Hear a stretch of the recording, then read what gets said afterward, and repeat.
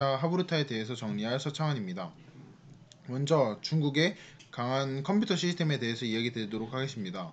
중국은 요즘 4차 산업혁명에 대비해서 여러가지 산업을 하고 있는데요. 그중 중요한 게 바로 슈퍼컴퓨터입니다.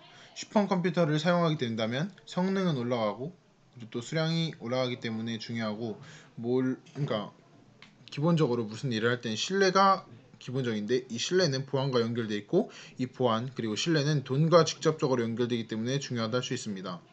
또한 중국은 모방에 강하다고 할 수 있는데요. 중국은 바로 컴퓨터 그리고 우주선 등을 다른 나라 것을 모방해서 만들고 있는 경우도 있습니다.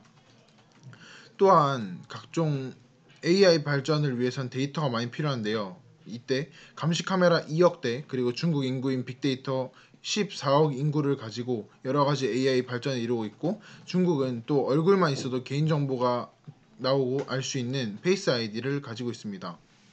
기본적으로 AI 산업이 발전하려면 많은 빅데이터가 필요하지만, 한국 같은 경우는 그 높은 규제로 인해서 AI 발전이 어렵지만, 중국 같은 경우는 이런 여러가지 빅데이터 그리고 각종 규제들이 많이 낮춰져 있기 때문에 산업을 쉽게 발전시킬 수 있다고 할 수 있습니다.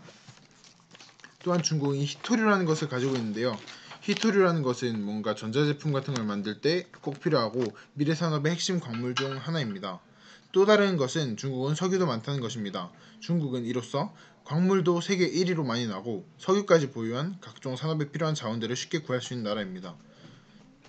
또한 대마초를 많이 수출하는데요. 이것은 미국에 보내게 됩니다. 과거에도 이런 일이 있었는데요. 바로 삼강무역이라는 것입니다. 이것은 영국 그리고 중국, 인도와 관련되어 있는데요.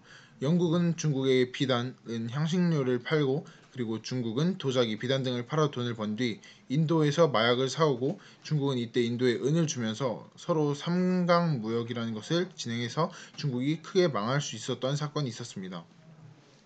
현재 중국은 또 다른 구역을 나눠서 발전을 이뤄가고 있는데요. 바로 주강 삼각주, 장강 삼각주, 그리고 징진지입니다.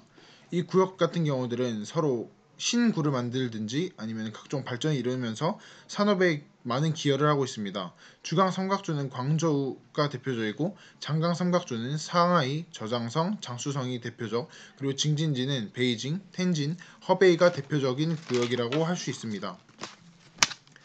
다음은 1대1로입니다. 먼저 전체 산업 중에서 운반 산업 중 가장 많이 차지하는 게 배인데요. 이때 항구가 가장 중요합니다.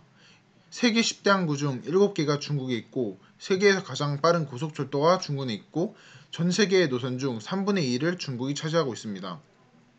이 철도가 왜 중요할까요? 바로 4시간의 벽이라는 것 때문인데요. 4시간의 벽이란 4시간 이동시간 그리고 또 소모하는 시간이 4시간이 넘어갈 경우 비행기가 유리하고, 4시간보다 적을 경우 철도가 유리하다는 이야기입니다.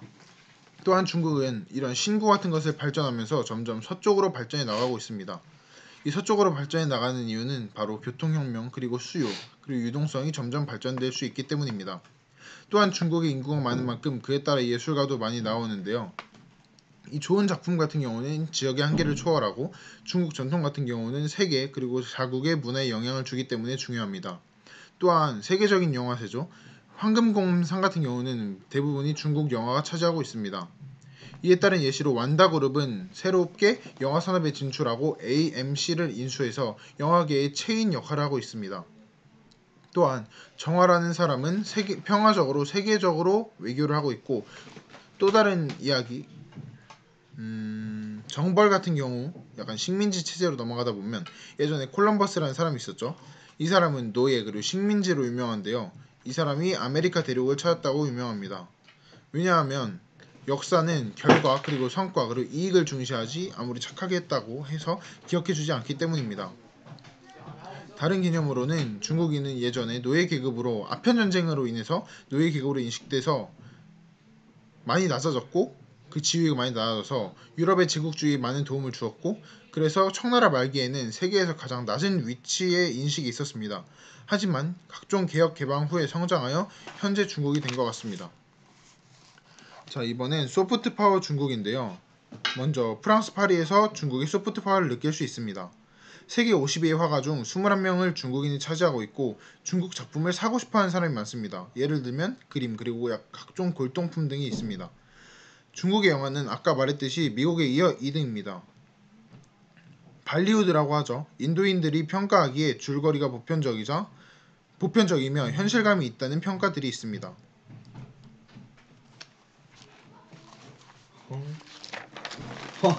재현이 이거 봐요. 다음 중국 공산당에 대해서 이야기를 해보겠습니다. 중국 공산당의 정치 제도는 여러 가지로 이루어져 있는데 이것이 바로 피라미드 형태로 이루어져 있습니다.